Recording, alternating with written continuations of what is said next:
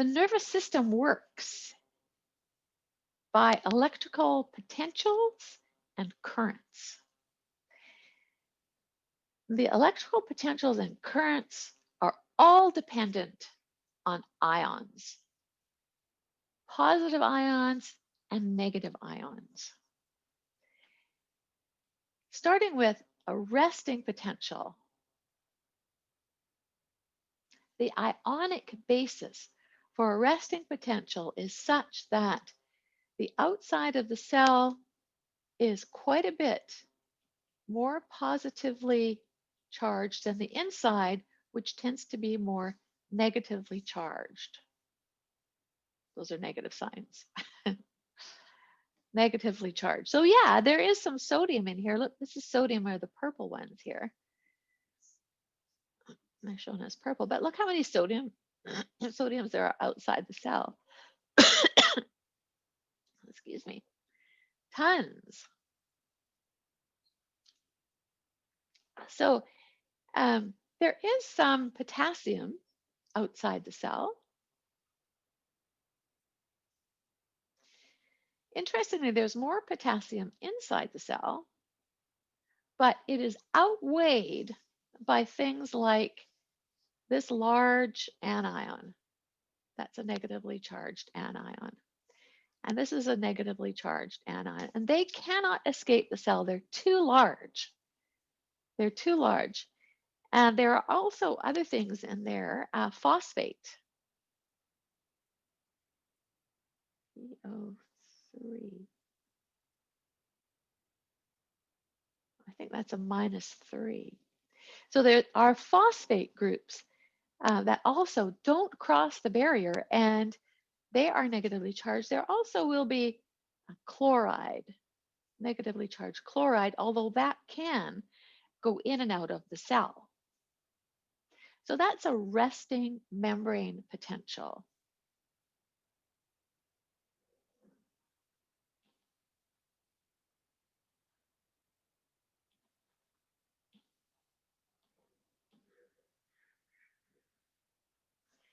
So it's all about electrical potentials and currents. When you think of electricity, you really just think of, lighting. But in the body, the electrical potentials and currents are as a result of ions. Yeah, not electrons, but ions. Ultimately, I guess electrons, but we have negatively charged ions like chloride, and we've got positively charged ones like sodium. And they drive what is going on. Electrical potentials and currents.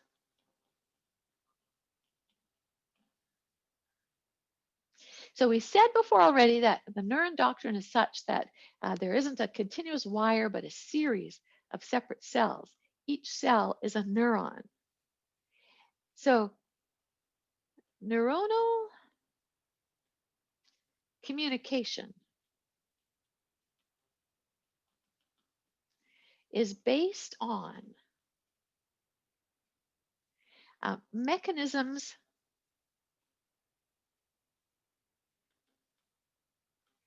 for producing both electrical potentials and currents.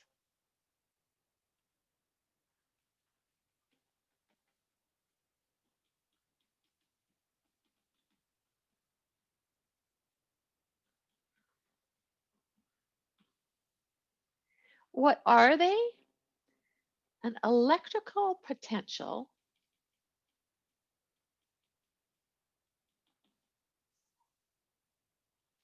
is the difference in concentration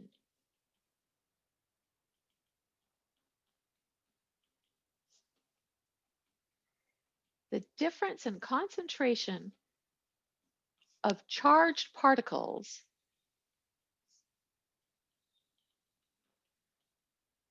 large and small, between the inside and the outside of the cell.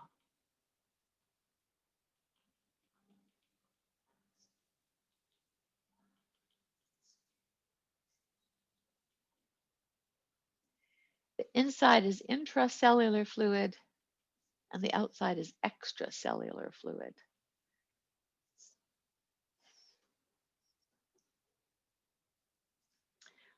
Electrical current, on the other hand,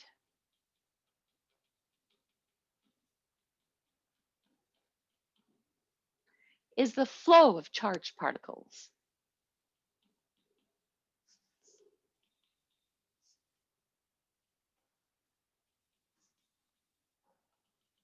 The flow of charged particles from one point to another within the cell.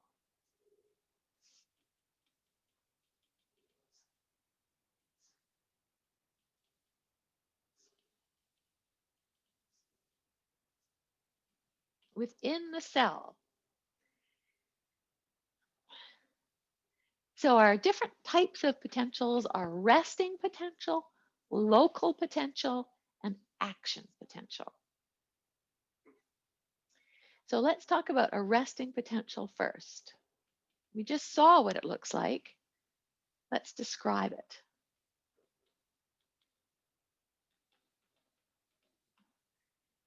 And a resting potential is the cell at readiness to change.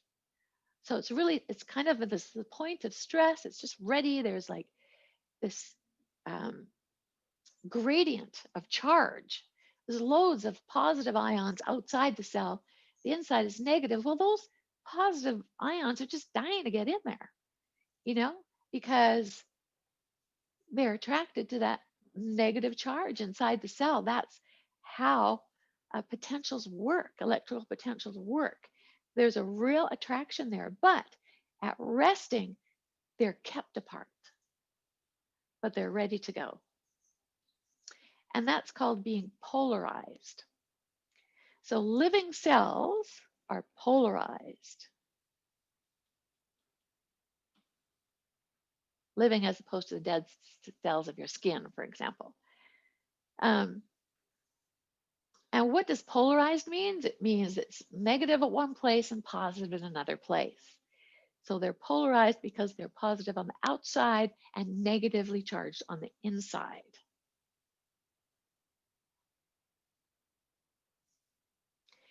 So you can measure potential, that force between the positive and negative ions. There's a name for that, and that's called voltage.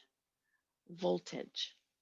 So resting membrane potential is minus 70 millivolts. Minus 70 millivolts.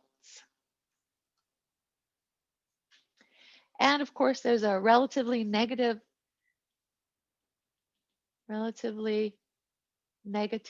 charge inside the cell.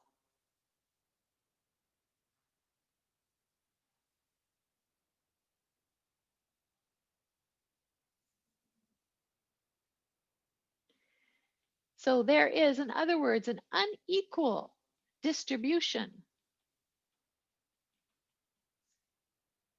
of positive and negative ions. They're unequally distributed. So there are two tendencies here that are being suppressed, really. So two tendencies. The attraction of positive to negative ions, and most importantly, and this is why the nervous system works the way it does, and the diffusion of ions down their concentration gradient, and the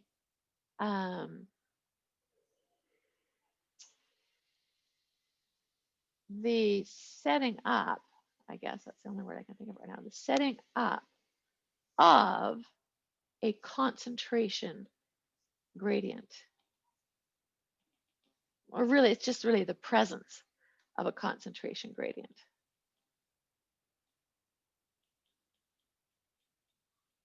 presence of a concentration gradient. So there's really two things that are pulling on those positive ions outside the cell.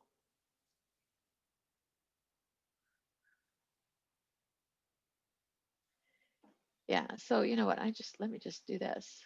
Instead of positive, negative, let's call them what they are. Cations, let's see.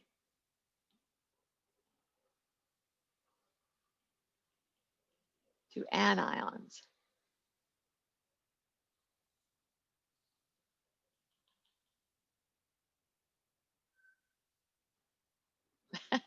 I'm sorry I'm changing. This is probably harder for you. And anions.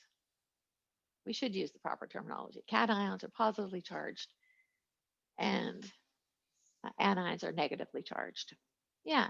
So there's a positive ion, a cation called potassium, and it's always leaving the cell because the cell is fairly leaky to potassium.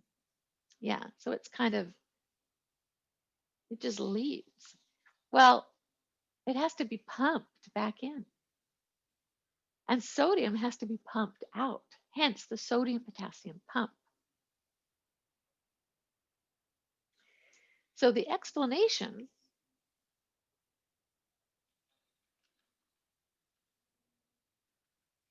for the maintenance of that resting potential is such. K plus leaks out. How are we going to maintain that gradient? Well, the large ones, the cytoplasmic anions, cannot escape. That's another explanation. They can't escape. Things like the phosphates, sorry, it's PO4, 2 minus, sulfates, organic acids and proteins.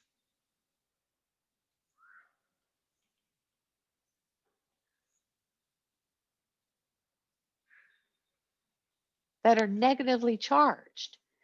They aren't getting out of the cell.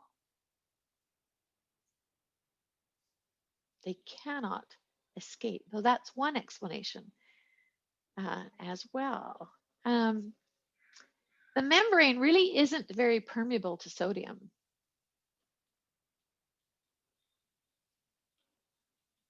So unless the gates are open, sodium doesn't tend to come into the cell.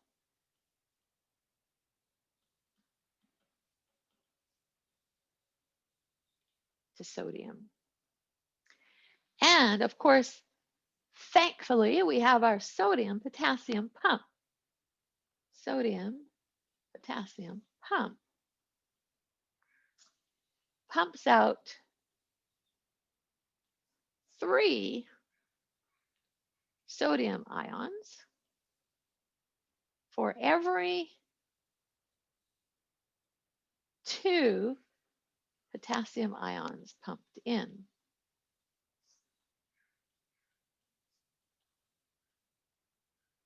So because there are more positive ions pumped out than are pumped in, that maintains a positive condition outside the cell. Yeah, it works continuously, requires a lot of ATP. So the sodium-potassium pump works continuously. For each transfer requires an ATP.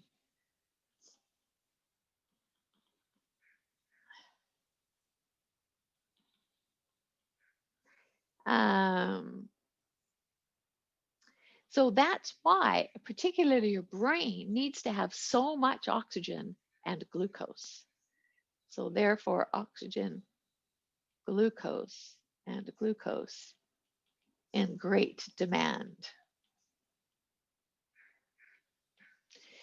So I was looking for mnemonics on how to remember the sodium-potassium thing with the sodium-potassium pump, and I found one that's quite good. One of them is the word pumpkin. So pump K in, pumpkin. And the other one was that there's 2 potassium that go in, and in has 2 letters, and 3 sodiums that go out, and out has 3 letters. So that's the best I could do for mnemonics. Hang on, I can't see anybody. There you are. I'm just going to put on the chat. I forgot to do that. See if you have any questions. Okay, good. Okay, I'll do some pauses. That's a really good idea. That was a resting potential at the ready for a local potential. Okay, let's look at those now. I'm just going to show you a slide here for local potential. There has to be some kind of excitation occurring. It occurs here at the dendrites. And here is a ligand receptor and the influx of sodium. I just wanted to show you what that looks like. I'll write some notes.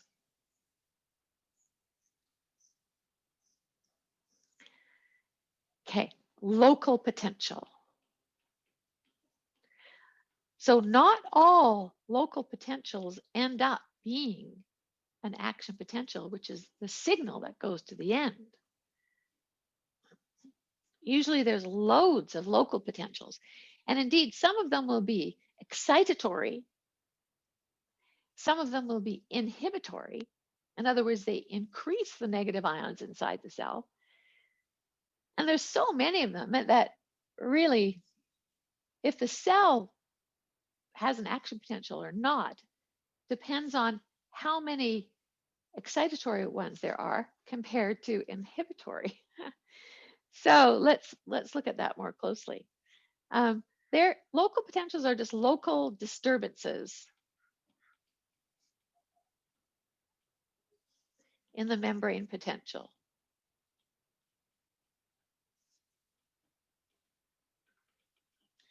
Local disturbances. So there may be some kind of stimulus that causes that local disturbance.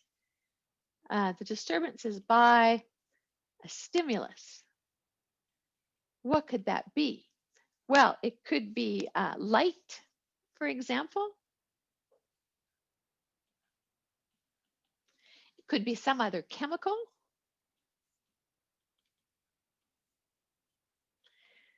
Like neurotransmitters. It could be, what else? Mechanical.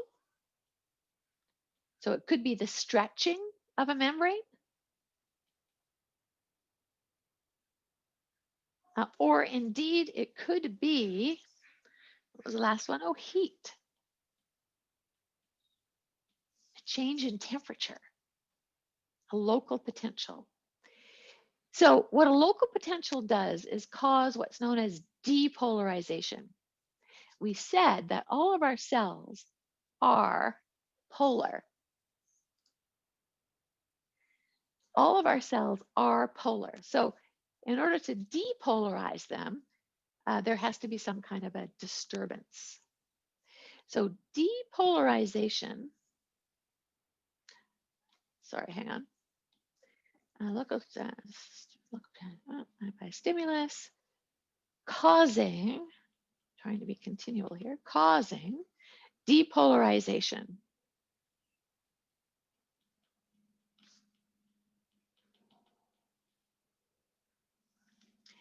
Due to the opening of the voltage-gated sodium channels. So that stimulus causes the channels to open.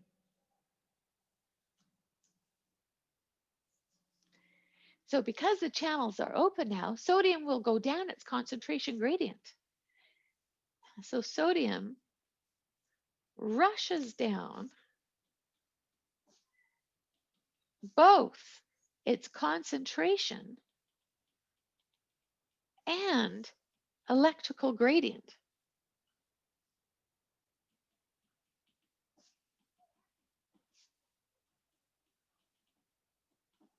There's quite a strong force there for that to happen. And well, once it's in the cell, once it's in the neuron, it doesn't necessarily diffuse very far, but it does diffuse away from where that happened. So Na plus diffuses a short distance.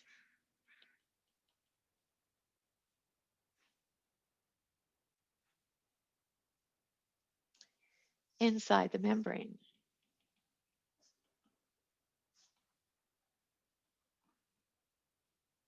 And now that the sodium is becoming greater inside the cell, that's caused a local potential.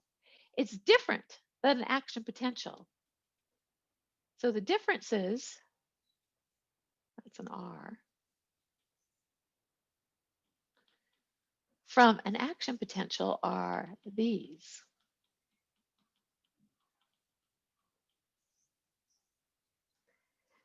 They are graded.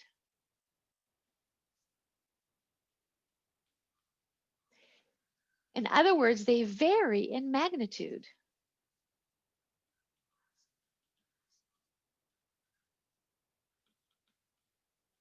And that depends on the strength of the signal. It could be a very strong signal. It could be a very weak signal.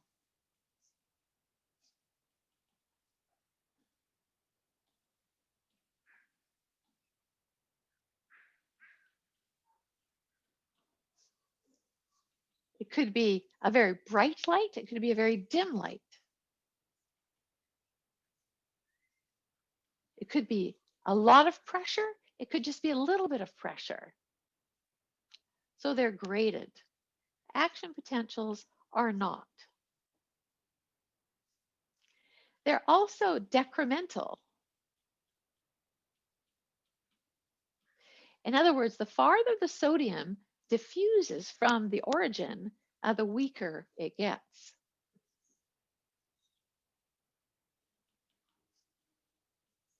So it's just this local weak signal.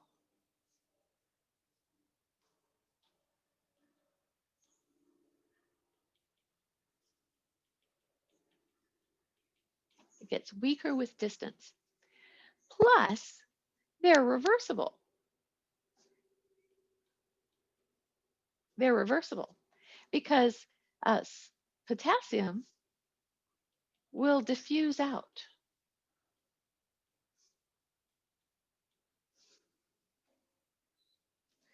So unless there are very many signals at the same time or a lot of signals quickly, one after the other, then there may not be an action potential. And one thing that's interesting about the local potentials is it can be either excitatory or inhibitory.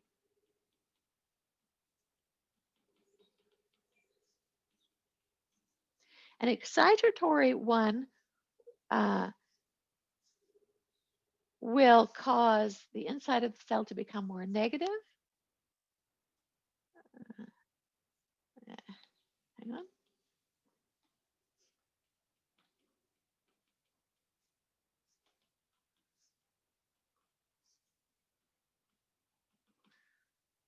Sorry. Excitatory, inside of cell more positive.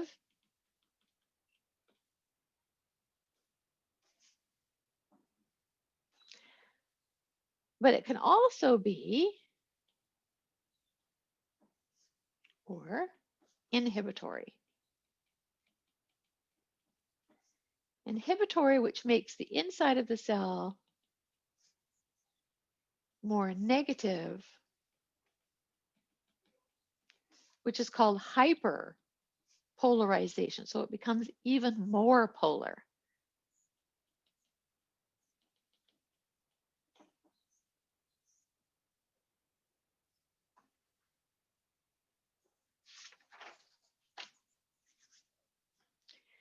There. So that is a local potential.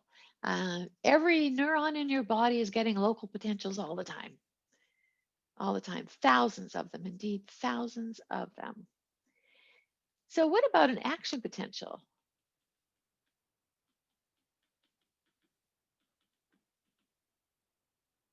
What about an action potential? It's more dramatic. So there's a more dramatic change. It's generally due to there is a high density of voltage gated channels.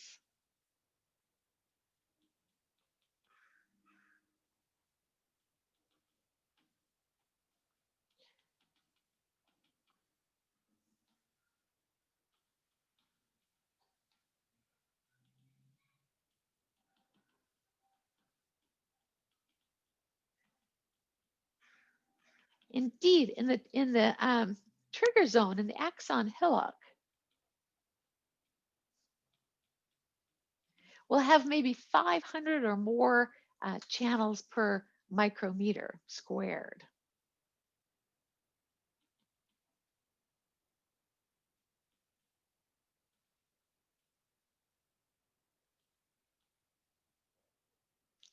Normally there's about 75. So 500, that's quite a few. I'll show you a graph in a moment of this, but if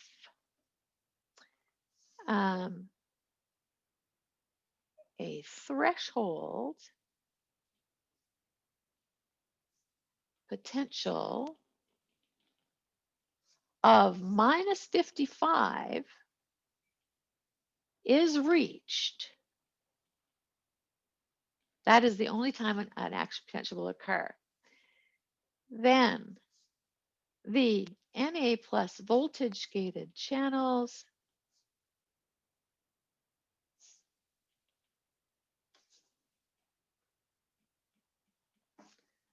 open and Na plus enters, causing depolarization. So it's kind of a chain event. It's like dominoes, kind of. You know, you reach a threshold and then boom, all those sodium channels are going to open and bringing the sodium into the cell. So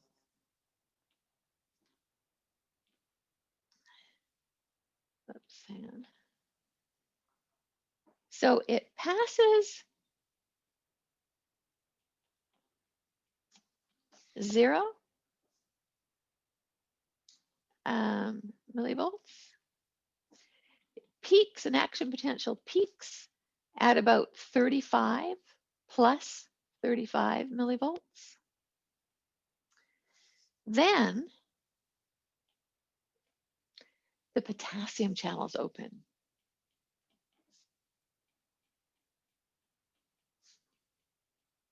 Potassium channels open. And potassium exits very quickly.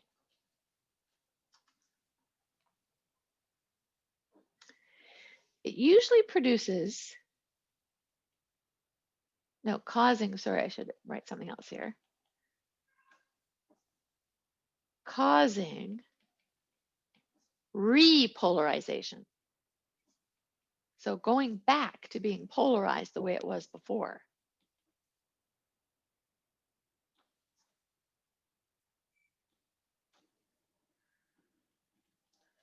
Repolarization, indeed, there is usually an overshoot going a little bit more negative than minus 70.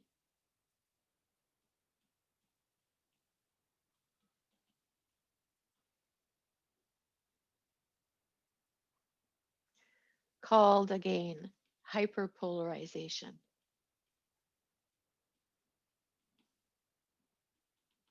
And that's instrumental in a couple of things. So if it's hyperpolarized, then it's less likely that another action potential will occur immediately. And also, it prevents an action potential from traveling back up the axon. So signals are in one direction. They're in one direction. So action potentials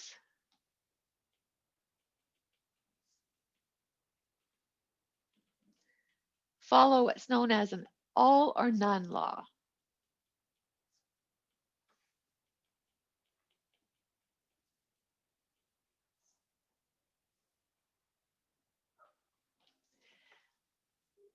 Either the voltage gated channels open en masse or they don't. And that depends on if there is enough of a signal. They are also non-decremental.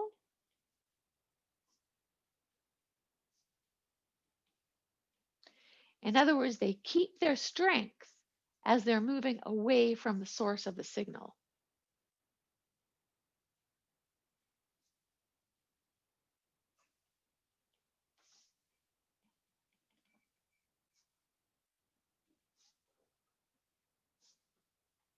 I'll show this all to you in diagrams momentarily. They're also irreversible.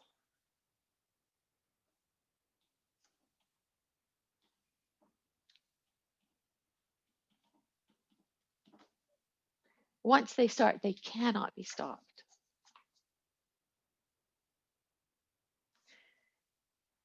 So let's see what that looks like. Let me just wait for a moment. Make sure you get all that.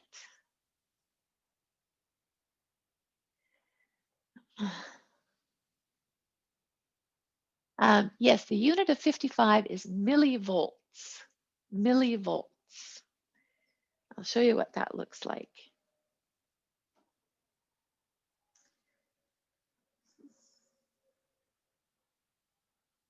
So this is a graph showing the voltage in millivolts. So the y-axis here is in millivolts, and the x-axis is in time. So it's what happens over time.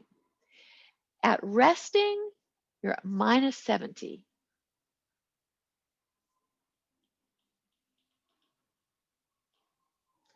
Then there are some local potentials.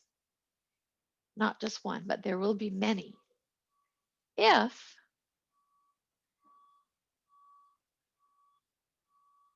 the voltage changes so much that now the potential is minus 55 millivolts, then the cell will depolarize.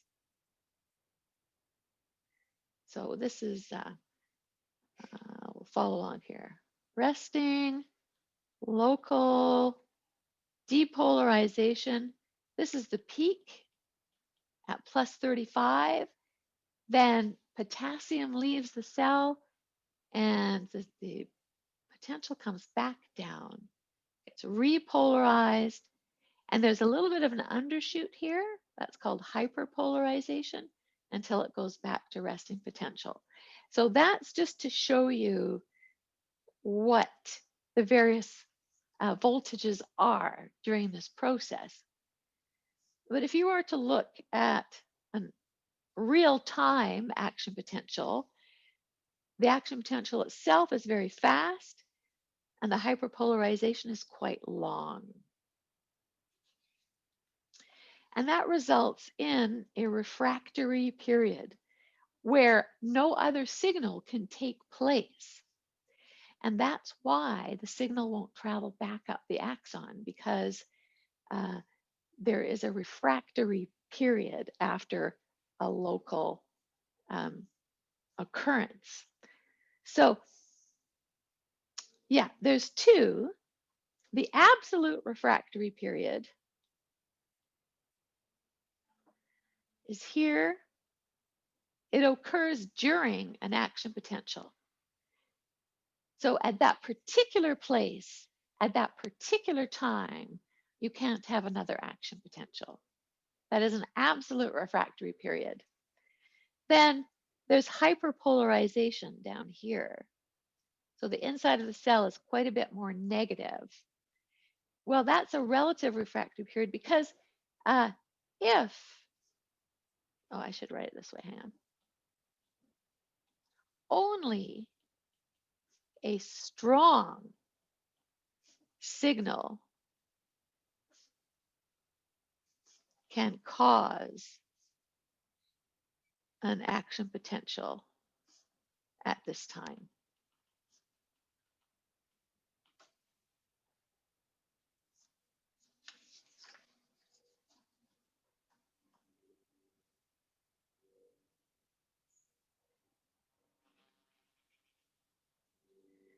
Yeah, so only a strong signal can cause an action potential at this time.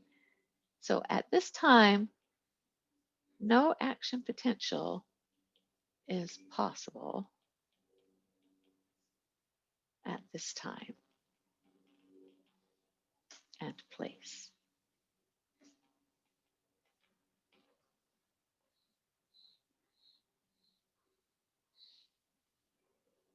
So here's the conduction of those potentials down the length of the axon. So the red here shows an action potential in progress. So it doesn't travel. Like you kind of think of it as traveling as one kind of event, but it's not. There's a series of action potentials. One triggers the other, triggers the other, triggers the other. So it goes boom, boom, boom, boom, boom down the axon. So here comes the sodium, channels open, more sodium, channels open, and that continues down the length of the axon. So the yellow part here is the refractory membrane. So there won't be an action potential there. In other words, the signal will not continue in this direction because this is a blockade. So it will only continue in this direction.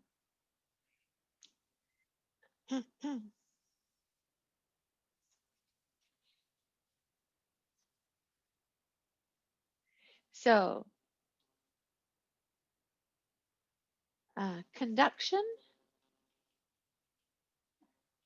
is a series of action potentials.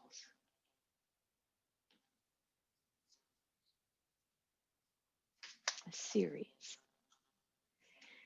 So when will it happen more quickly? Well, definitely saltatory conduction. So saltatory conduction is the name given to a myelinated fiber. So this is the myelinated sheath here. And in between are the nodes of Ranvier.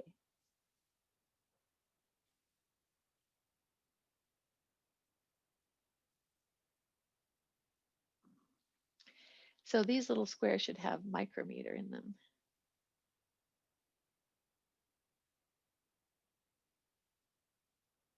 So where the myelin covers the axon, there aren't very many voltage gated channels, but there could be up to 12,000 per square micrometer in the nodes of Ranvier. But sodium keeps flowing in the cell.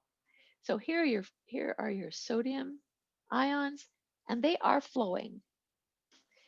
And they will keep flowing down the length of the axon, even where the myelin sheath is covering it in the cell. And that will trigger a potential here, the next action potential. So in another diagram, conduction down the fiber from here to the next one to the next one, from this one to this one to this one. It jumps from node to node. Okay, I'd like to stop there. Thank you.